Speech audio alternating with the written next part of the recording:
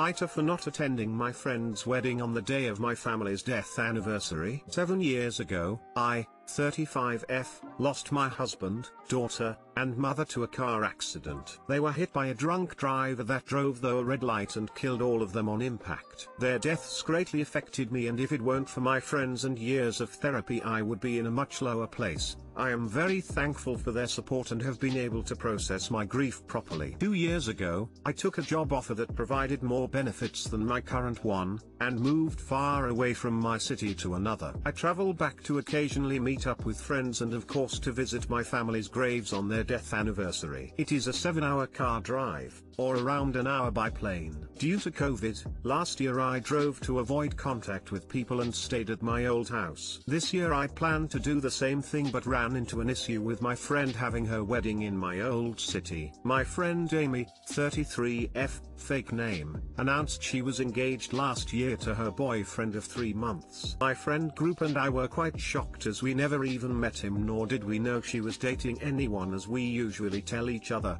but nonetheless we congratulated her and were happy for her. They were supposed to have their wedding last year but couldn't due to COVID and postponed it to this year. We are not in USBTW, and COVID cases are now less than 10 here in my country. We are allowed gatherings of less than 15 people, and that is what Amy decided to do for her wedding. About a week ago Amy called me privately to tell me her plans for the wedding. She told me that she is having it on the same day of my family's death anniversary, and would like me to not visit their graves and just attend the wedding instead. I was quite shocked that the wedding was planned that specific day and questioned as to why she picked that day. Amy told me she just liked the number date and told me that I can't just gatekeep a certain day. Then I asked her why can't I go visit my family's grave. She told me that she doesn't want my sadness and grief to take the attention at her wedding. I was incredibly stunned at what she said. I know I am quite emotional, but I know how to compose and behave myself at certain events. Here's where I think I am the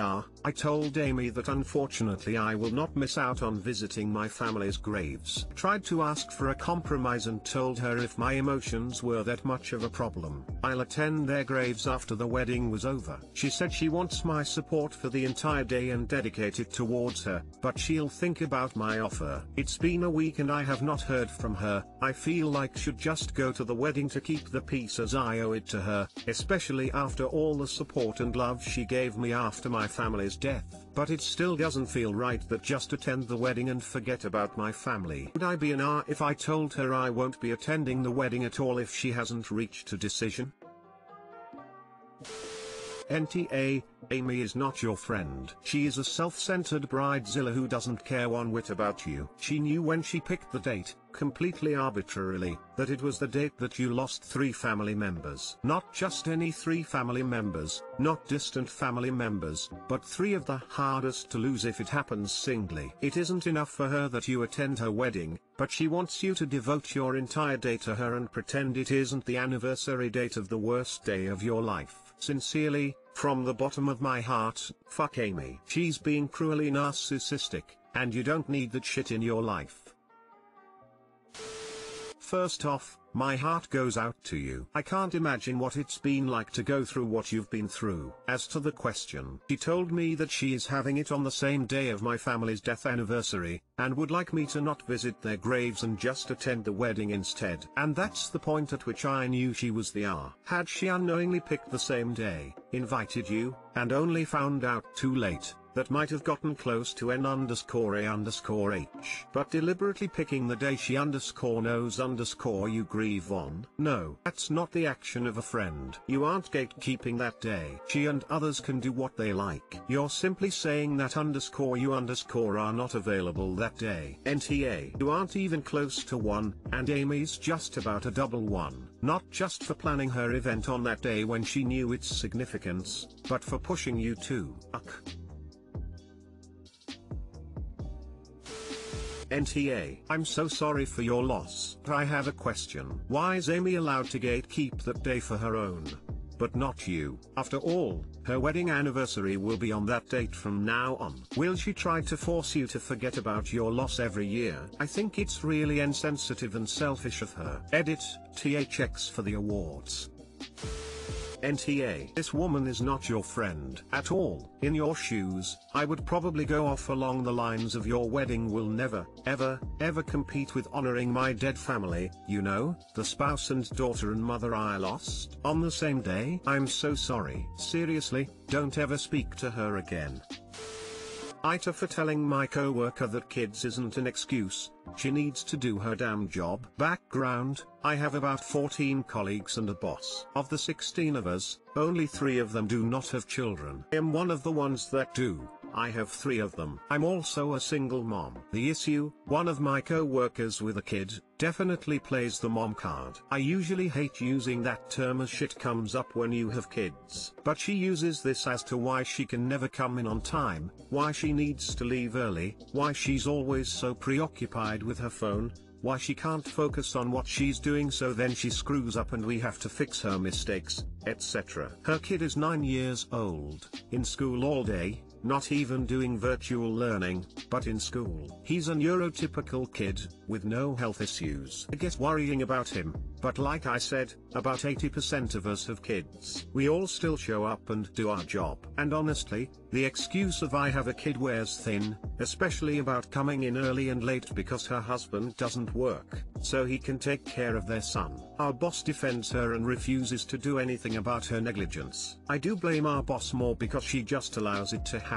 But I do think my coworker needs to step up while we're at work. I have tried talking to her, nicely, she says she'll do better and never does. I've asked if she needs help with something, offering support, and she says she's fine. I also went to HR and they did diddly squat except have a meeting telling us we all need to pull our weight. Nothing changed. The other day, she screwed up again. She was on her phone like she is most of the day and wasn't giving it her all. It was a huge mistake that nearly cost us a client, and it's one that she's made several times before. I admit, I wasn't nice with her about this. I didn't yell, but my tone was clipped and I told her that she needs to put the damn phone away and actually pay attention to what she's doing. She got in a tizzy, saying that she was texting her husband about their son and she didn't mean to, she's sorry, etc. I said it wasn't okay and she needs to just focus. She then tried saying I have a kid, my mind is in 2 places. I told her I have 3 kids, that all go to different schools. I am here every morning on time, I stay until it's time to go. I may have to take a call for my kids occasionally,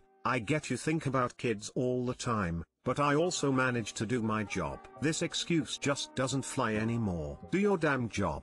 She quickly went about fixing her mistake and I walked away. She didn't go to HR or our boss over it, but someone else who overheard it did. I was severely reprimanded for this, saying that it's not my job to have that talk with her. I said maybe not, but the people whose job it was, weren't doing anything. I didn't get a formal write-up, but things are tense. Some of my co-workers think I did the right thing, others think I should have documented it with HR and let it go. I'm torn. AITA?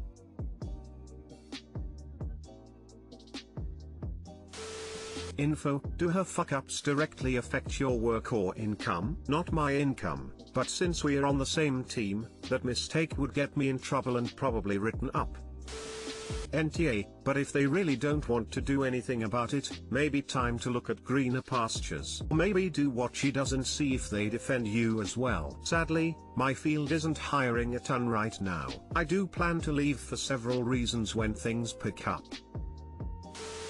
I'm going to go against the grain here and say ESH. Your coworker and management for obvious reasons, but HR was right, it simply isn't your job to reprimand anyone even if it does directly affect you. This is what formal complaints are for, and why you always get mediation. I get the frustration, but I would be severely pissed off if one of my employees took matters into their own hands and went over my head. Or for that matter, if one of my colleagues dared to have a stern talk with me regarding my job performance. From a management POV, what you did however was unacceptable. I'm surprised you didn't get formally written up. Essentially you exposed your company to a potential counter lawsuit for a toxic work environment in the event that HR does decide to reprimand and terminate this employee. And while you not visibly seeing management take action against this employee, you have absolutely no idea how this is being handled behind closed doors, if there are any genuine reasons why this behavior is tolerated, or if, more than likely, management is carefully building a case for her termination. Unfortunately, and perhaps on some level understandably, you let your emotions get the better of you, and your reaction not only affected your employer but may have potentially self-sabotaged any future career advancement. I personally would not promote an employee with this on their record. Find something else. You burned your bridge here.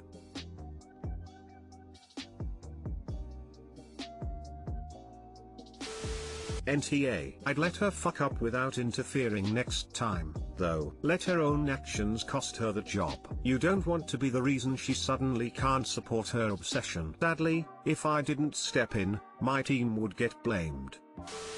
AITA for no longer refilling and moving items. My BF leaves everywhere. I have come to realize my BF rarely moves items back to their original homes. Yes, I have talked to him about this and we haven't resolved anything, hence the post here. So, my boyfriend will not put anything back to where it should be. This includes kitchen utensils. I'm not OCD, I just think the cutting knives should go near the cutting board, toilet paper, Q-tips, and most recently, the cat food feeding scoop. Specifically, he feeds the cats in the morning, and leaves the scoop by whoever he feeds last. They're all fed in separate rooms. We have a fast eater. I feed the cats at night, and have to wander around until I find it, and then I put it back in with the cat food, which is where he goes in the morning. I started replacing it to exactly where he leaves it now, and he's getting annoyed it's not in with the food in the morning. Toilet paper. He will never replace it. So I started bringing my own roll into the bathroom,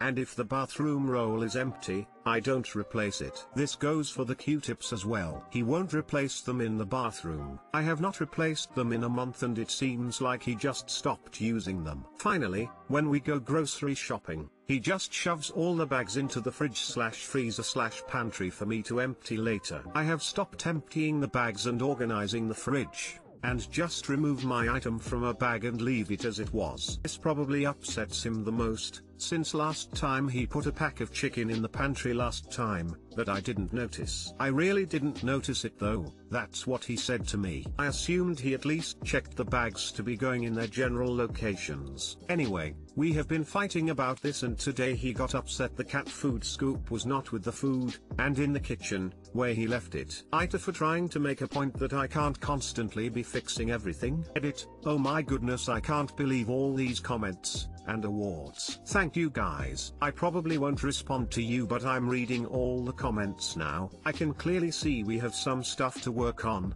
and I see comments on my old posts, and I will address it accordingly. I honestly think I'm pretty lax about this because my mom treated me very similarly and I just got used to doing everything myself. Edit 2. I also haven't left him because of a few reasons. Read my past posts if you're curious, especially the true off-machist one, the I hate his family one, and the narcissistic parent one. I do have a plan to leave, but COVID messed it up and I also got extremely sick 2 months ago. I do plan to leave the area, but I need to do so quietly to not cause issues with my family. Unfortunately, my BF and misplaced tins are the least of my problems compared to my family.